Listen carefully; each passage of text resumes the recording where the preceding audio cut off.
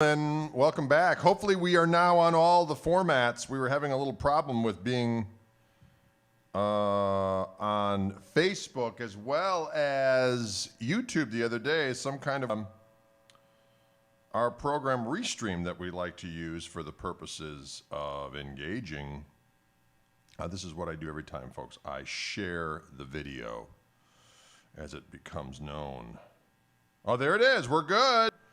Ryan, you're worked out. We are good to go. I'm going to share it over here. I'm going to share it over here. Gristle King Pow. Did that. I'm also going to share another place called the Koch Marshall Trio. By the way, Koch Marshall Trio will be live this weekend, 5 p.m. Central on Saturday night, FYI.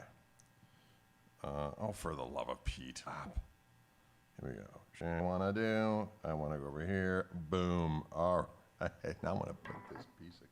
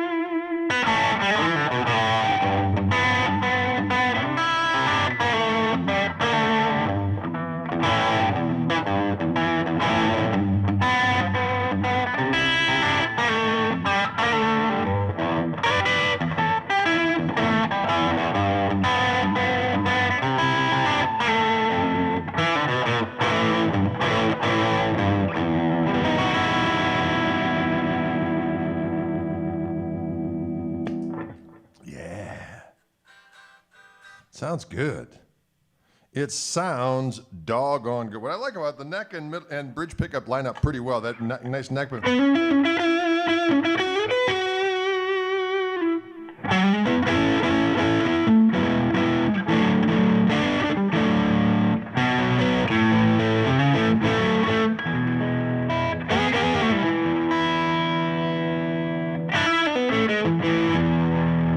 Middle position.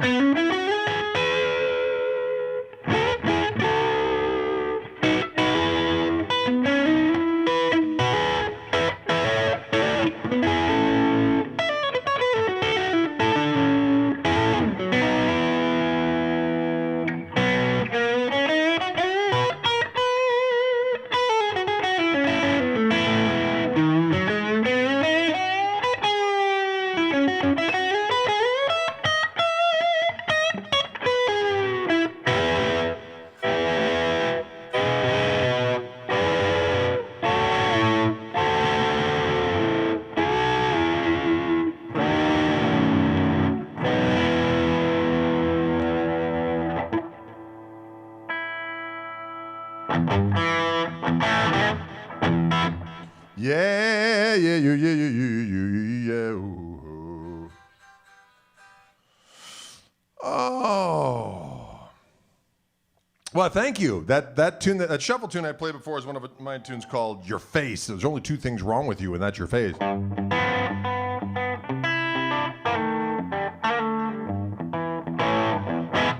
Actually found some old live stuff from years ago. I came out with a radio show.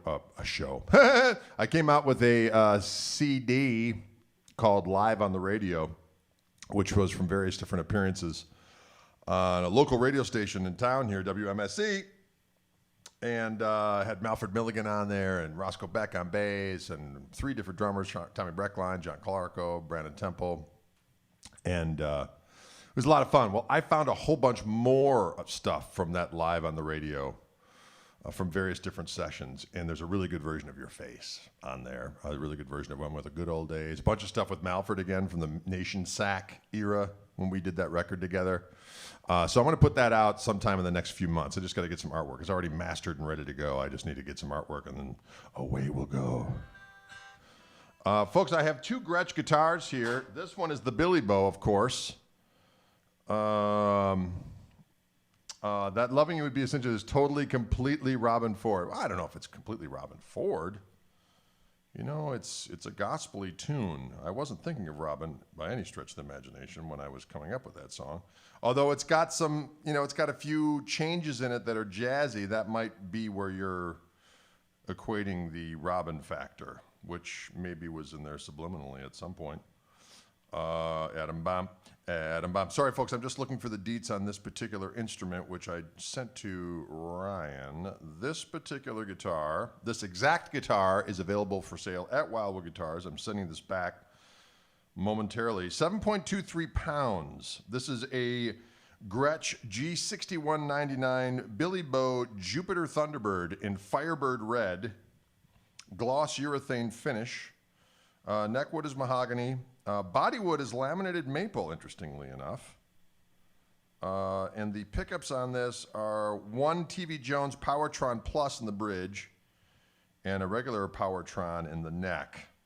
And the controls are, this is the master volume, which is great. You can do those volume slurs. And then there's a volume for neck, volume for bridge, and then a master tone control. I'll tell you what, I like this guitar quite a bit. And $29.99 is the price on this bad boy. And it's a tempting morsel, I got to tell you.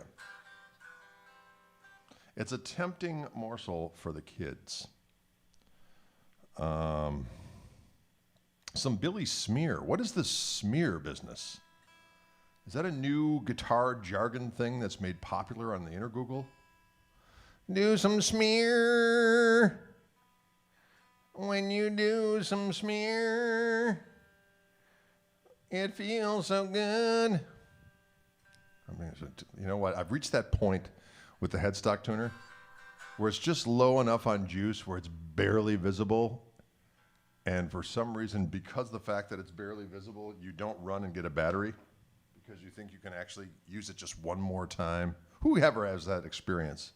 I'm having it right now, and I'm cursing myself for it. And every one of these tuners have reached that point. Oh, here we go. It's got a little light to it. You know, a lot of people get very uptight about the headstock tuners. I like headstock tuners. I don't like having tuners on the ground. Gotta remember, I'm a big son of a bitch. Under normal circumstances, it's a long way down, and it's one more pedal, and a lot of times I don't like to use pedals at all. And, you know, it's handy for guitar changes when you want to hit it in mute so that you can switch git fiddles. I get that. But I would just rather not have another pedal on the ground. I just buy a new one, says Tom. Man, I hear you there. How many times have we done that?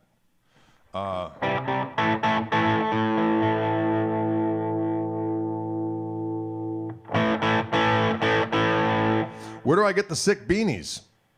Oddly enough, they're available at my website at gregkoch.com in a variety of the different colors.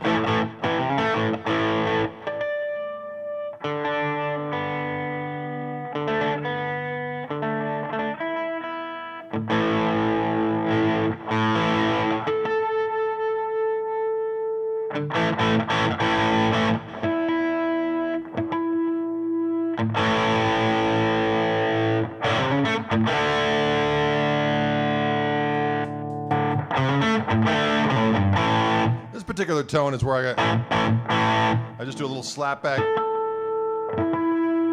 And then I put on the lead channel, and instead of using the overdrive boost on the Koch amp, this rascal right here, I use the OTS, and that gives me just a little bit.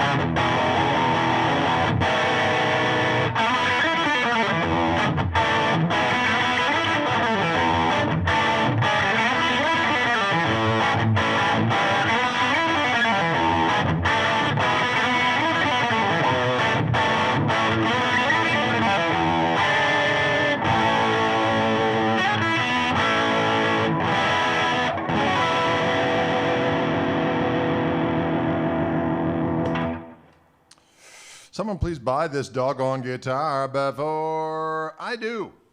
Doggone it, I don't need another one. I just bought that doggone Strat the other day.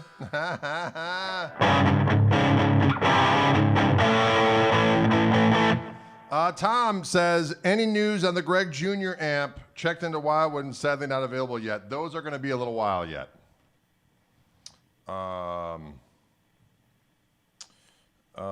I got an email from my buddies at Koch Amps the other day, which were telling me when, so the heads are on their way. The other comboed amps are on their way. And the Greg Jr. is going to be a little while yet. That's all he said. It's going to be a little while. So it's all because of supply chain stuff. So there you have it.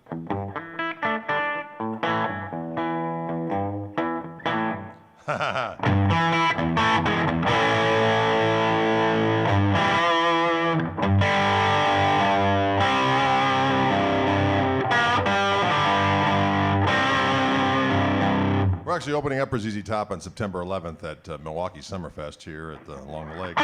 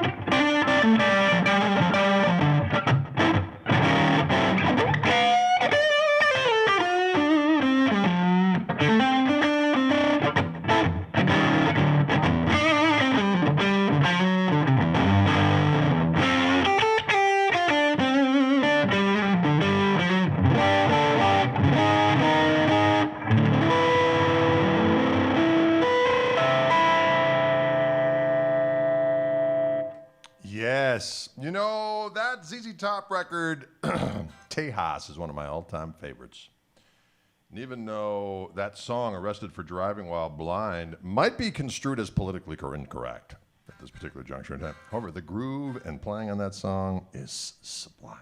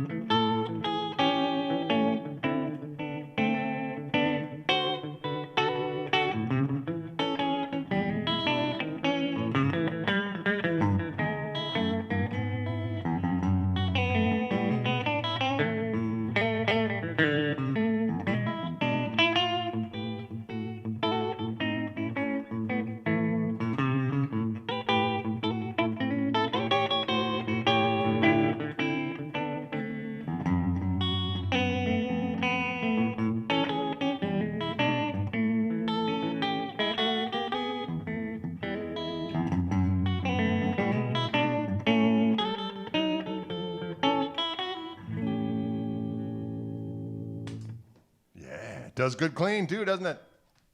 Can sound funky as well, if we're honest.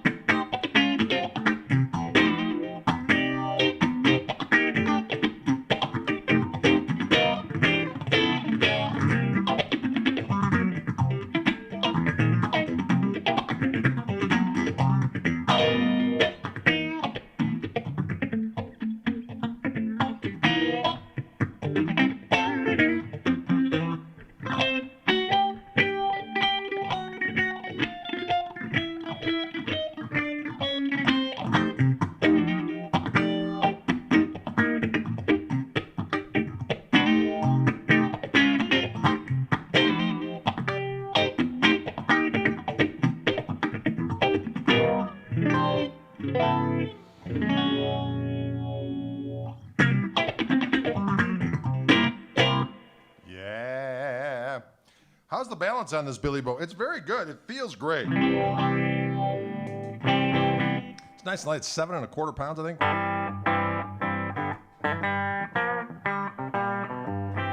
I like this master volume.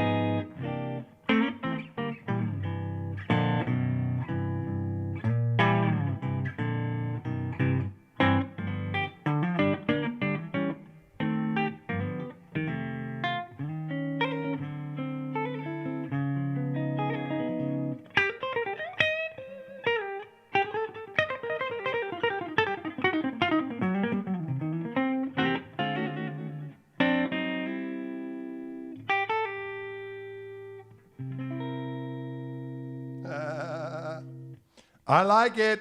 This is the Billy Bo. The particular one is on the link in the information part of whatever stream you're watching, be it on Facebook or the YouTube, this particular instrument is as follows. From Wildwood Guitars out in beautiful Louisville, Colorado. The Gretsch G6199 Billy Bow Jupiter Thunderbird. Caw-caw! In Firebird red, gloss urethane, 7.23 pounds, folks. Laminated maple is the body wood, neck wood is mahogany.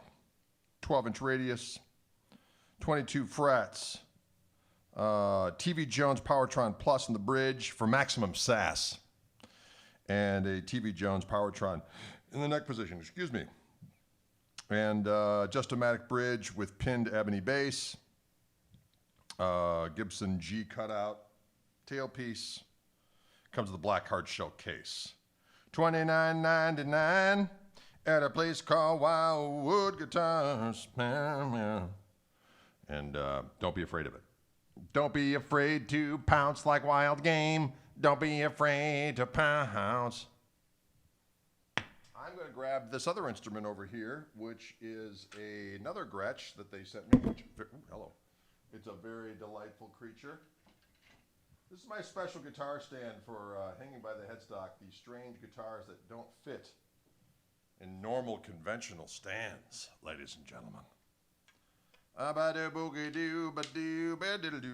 This guitar is a little heavier as far as weight is concerned, but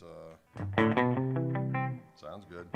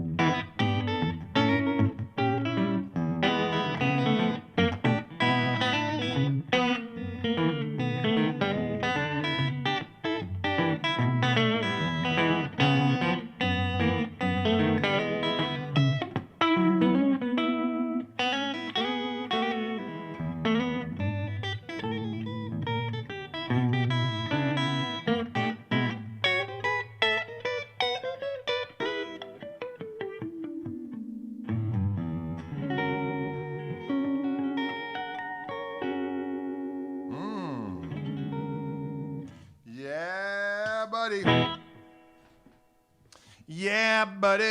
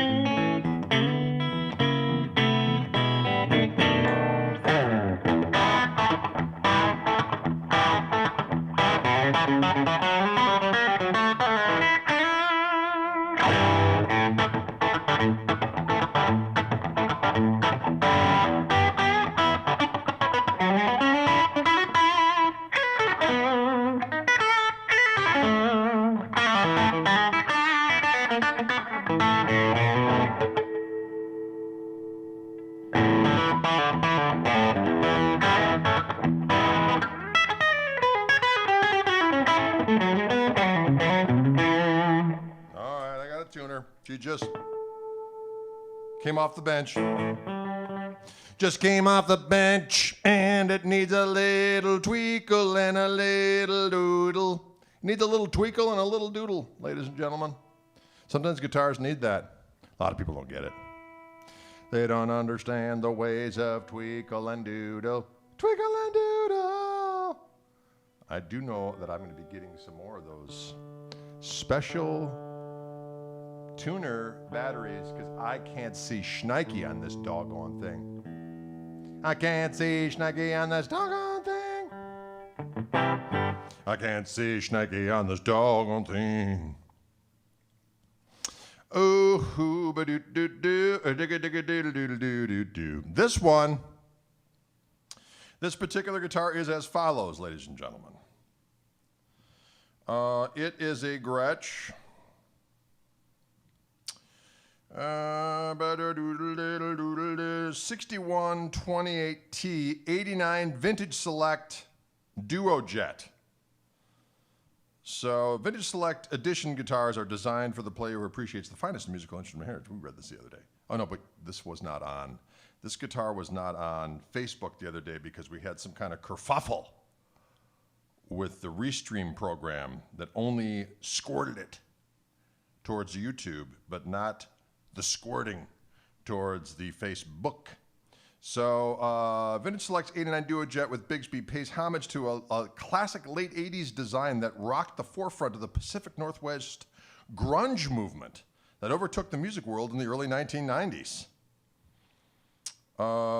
Jeremy spoken. Actually, I didn't play. I think Soundgarden apparently played Gretsch's, but I don't know. I just felt like doing that voice, which was unfortunate for all of us. But you know what? There's a guy who posted on YouTube the other day. I click on and I enjoy the guitar playing, but when he begins his inane ramblings, I run away. Probably a good plan. Probably a good plan. Although it's troubling that someone would be astute enough to know to use the word inane, but not get my humor. I don't know. Crazy kids.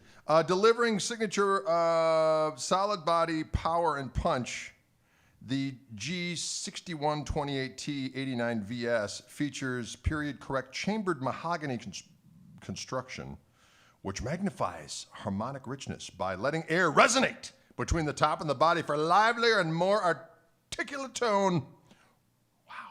TV Jones Classic Plus Bridge, and TV Jones Classic neck pickups replicate that unmistakable Filtertron sound. It sounds magnificent.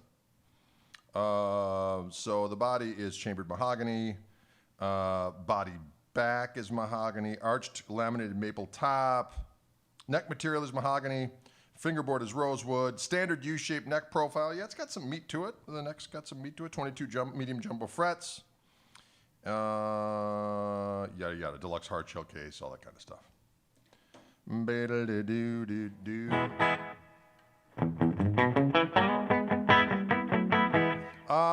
Tommy asks, he'd love to hear my thoughts on the different frets. To be honest, I was talking about this yesterday. I did our latest installment of the Chewing the Gristle broadcast, which is or podcast, which is a Wildwood and Fishman sponsored thing that I do every week. They debut on Thursday mornings, I believe. Under most circumstances. Sometimes we miss a week, but we've been pretty good. I did one with Chris Buck, the guy, great Welch guitar player, young man, quite an excellent, fearsome guitar player and cool cat. And we were talking about that, the different frets and so on and how you just adjust to whatever guitar that you're on. Now, when I got that old Strat, or this 74 Strat, I just adjusted to playing with it because I grew up playing like a 68 Telecaster, so very similar neck shape and smaller frets and 7 1/4 inch radius, all that kind of stuff. So there was a way that I played back then on those guitars that I just adjust to. So I kind of played to the instrument. I thought that my preference, and I guess on my signature guitars, we definitely went for a flatter radius and medium jumbo frets. I like taller frets, not necessarily wider frets. I remember in the advent of Stevie Ray Vaughan coming out, everyone's like, I got to put jumbo frets on my guitar. So I did back then, the Strata. I need jumbo frets. Well, jumbo frets are taller, but they're also wider. And so the thought is that the wider frets are not necessarily good for guitar because it can mess with the intonation because you've got that string on that fret for a longer period of time because of its more surface area. So the medium jumbo is tall, but it's not as thick so that you mitigate that, that situation with the surface area that might be not good, as they say, for tuning issues or intonation issues. So I can play that guitar. I play it differently. The problem is with the 7¼ inch radius and the smaller frets, I have a tendency to bottom out a little bit more, and I do got to work a little bit more, but sometimes that work, again, when you play to that instrument, you play differently. Certainly, I can do the full breadth of all the stuff that I do on a flatter radius and medium jumbo fret guitar. It's all available to me. But sometimes, for the fun of it, it's nice to have to work a little bit. So there's that. Does that make sense? I'm gonna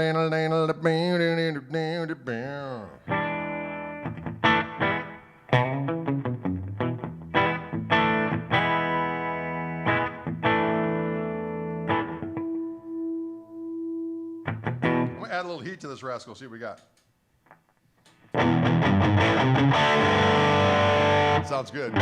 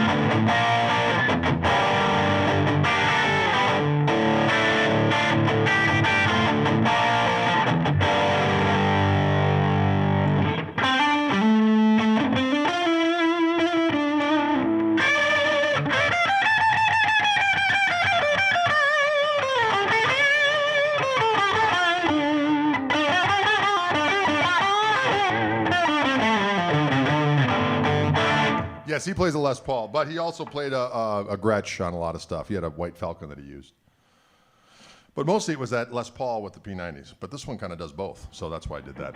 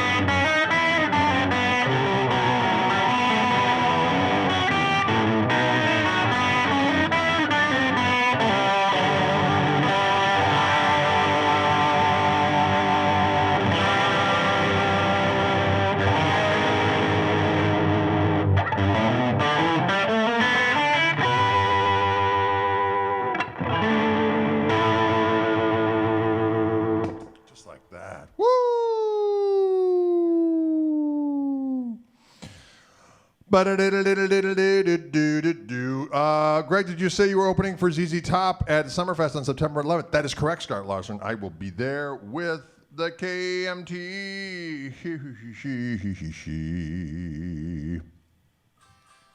Bach.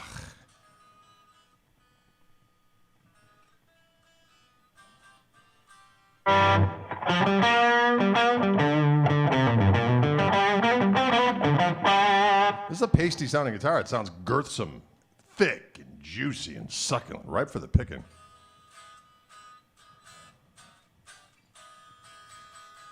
Can you dig it? Both of these guitars are available. Wildwood Guitars is the place. Where? Louisville, Colorado.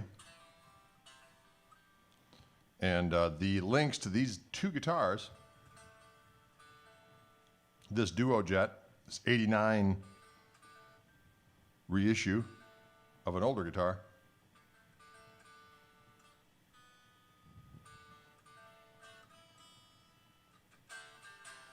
Yeah, there we go. There you have it. They are available at Wildwood Guitars in beautiful Louisville, Colorado. I'm hoping to get out there sooner than later. It's been a while. It's been since, well, I was there in February.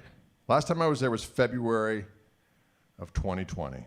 So it's been over a year, ladies and gentlemen.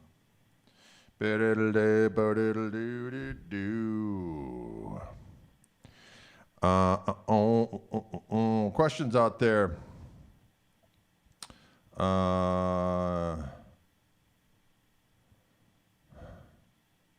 Yes. Will I be playing at Bonnaroo this year? No. Not be at Bonnaroo.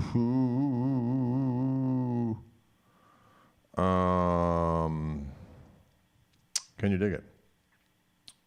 What happened? I don't know, guitar OCD. Or you're asking, or you're probably talking to somebody else.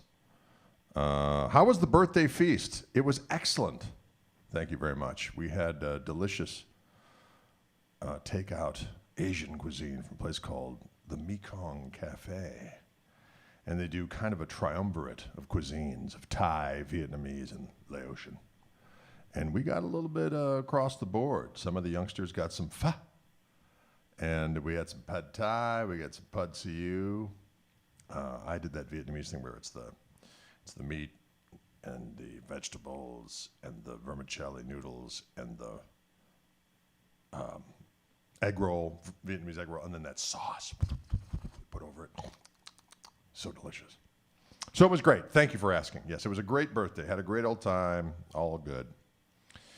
But pad siu, pad thai is always a good one, isn't it? So doggone.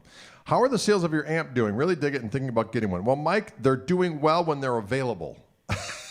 And I just got an email from the Koch amp folks. They've been having problems with supply chain issues. So we've never been able to keep up with demand.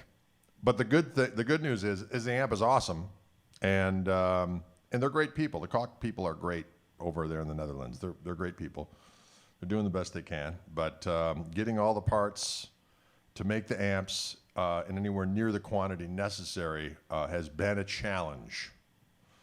But that being said, they're coming out all the time. So, you know, the good news is that when they're available, they're quality, they rock. I mean, I'm telling you what, it's an interesting thing when you have an amplifier you're playing a bunch, in this case, a signature amplifier of mine. Sometimes you're like, well, do I miss playing a super reverb? Do I miss playing?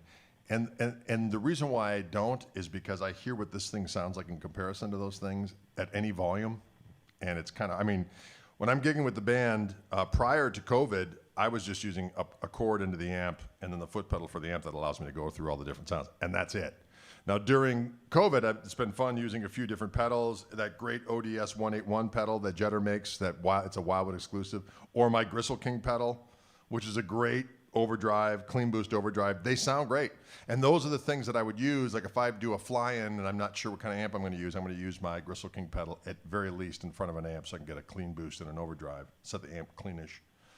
But this thing, the overdrive on the amp, the clean sound, all the various gain stages, the reverb, and then the harmonic vibrato, I don't need anything else. So it's definitely worth it. But to answer your question, the amps are selling out wherever they're available. So that's it. So there you have it. Yes, he did. My buddy Willie Porter did get that amp. And he's going to have it by Sunday, I think. Oh, you bought one, Adam Bomb. Did I know that? I don't think I knew that. Are you enjoying that Sabre amplifier? The Tweed is going to be a great one. The Tweed is going to be great, but it's taking a little bit longer.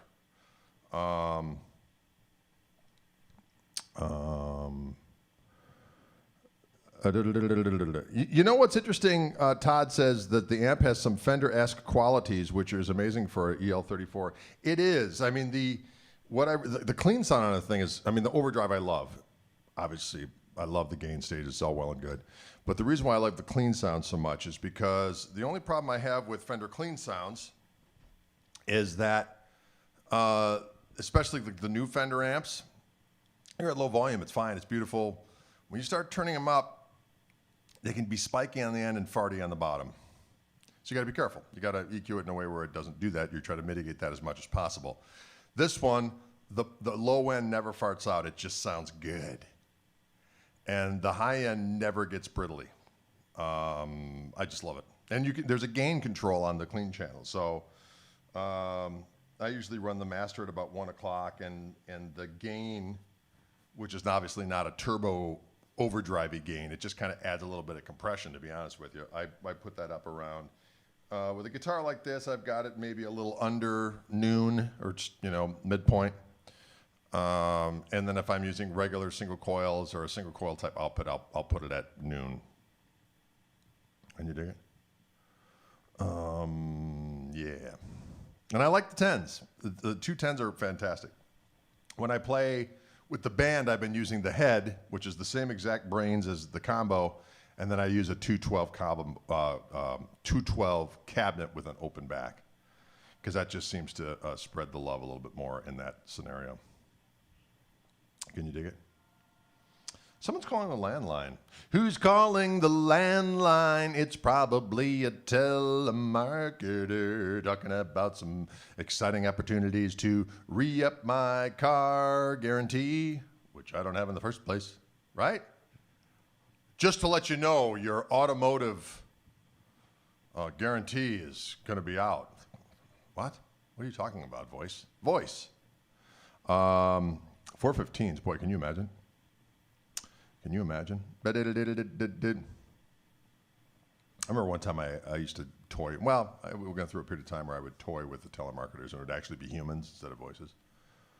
I'd answer the phone, and they'd say, "Is this Gregory Koch?" I'd say, "This is the devil." And there would be a pause. And I'd say, "I'm coming for your soul." And they would hang up. Kind of a nice way to win friends and influence people. Dale Carnegie, right? Robert asks, have I ever played the head through a 412 bottom? Interestingly enough, I did play it through a Marshall bottom, and I did not like it. The Koch, the Koch speaker cabinet, and with that head is the move.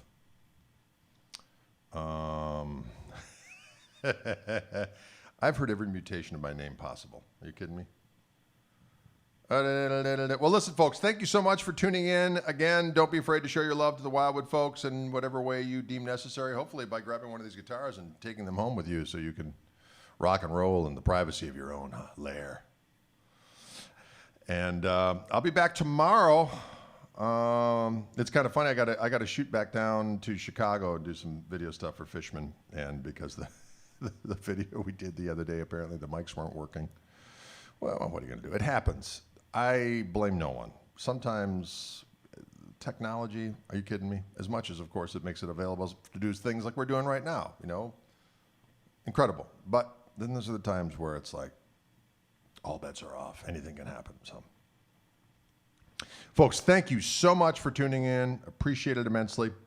We'll see you tomorrow. Again, we are doing and tomorrow might be some extra festivities at the Wildwood feed, celebratory in some way, shape, or form, due to the release of a certain thing that I think you know what I'm talking about.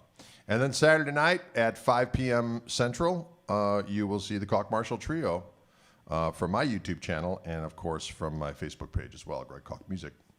And don't forget about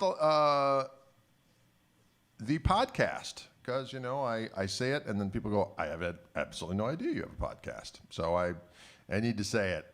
So there's a podcast called Chewing the Gristle, in which I engage in convivial conversations with a variety of guitar-type personalities, music personality. Tony Franklin plays bass, so there we go. And then I even did Jeff Garland from Curb Your Enthusiasm and the Goldbergs and such. But I've been, everyone from Steve Vai to Robin Ford to Chris Buck to Mateus Asado to Steve Lukather, Guthrie Trapp, Josh Smith and Kirk Fletcher and Matt Schofield and yada, yada, yada. And we're doing more all the time. So, and Rick Beato, of course. What a good guy he is. I like Rick quite a bit. Quite a knowledgeable cat. So there you go. Where did I get my 73 from? It's a 74. We'll talk about that later. All right, folks. You have a pleasant remainder of your night and or day, or whenever you happen to watch this. It lives on in the inner Google. And we'll see you soon. Adios.